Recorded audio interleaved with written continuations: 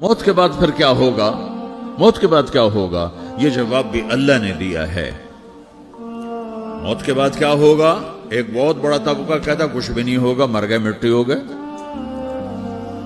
اِنَّا لَمَرْدُودُونَ فِي الْحَافِرَةِ اِذَا كُنَّا عِظَامًا نَخِرَةً۔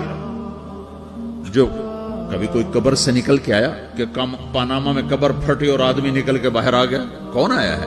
آج تک کوئی نہیں آیا۔ ہم بھی مر کے واپس نہیں آئیں گے۔ جب ہڈیاں بھی چورا چورا ہو گئیں، بالکل سرما ہو گئیں، اب اس سے کون زندہ کرے گا؟ آسمن وائل آیا ہمارے نبی کے پاس اور اس کے ہاتھ میں پرانی ہڈی بالکل نرم ہو گئی، تو اس نے آپ کے سامنے ہڈی کو ایسے مسلا، ایسے، تو وہ بالکل سرما بن گئی، تو اس کو پھونک ماری تو ہوا میں اڑ گئی۔ تو وہ کہنے لگا اے محمد، تیرا رب اسے زندہ کرے گا؟ تیرا رب اسے زندہ کرے گا؟ تو اللہ تعالیٰ نے فوراً جبریل اتارا کہ اس کم وقت کو بتا، اولم یر الانسان انا خلقناہ من نطفۃ فاذا هو خصیم مبین۔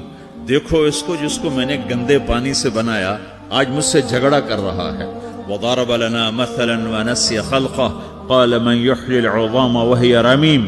اور مجھ سے دلیلیں مانگتا ہے اور مجھے مثالیں دیتا ہے اور مجھے کہتا ہے اس پرانی ہڈی کو کون زندہ کرے گا جو سرما بن گئی؟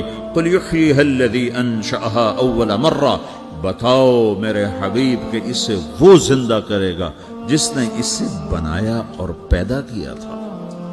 وہو بکل خلق علیم۔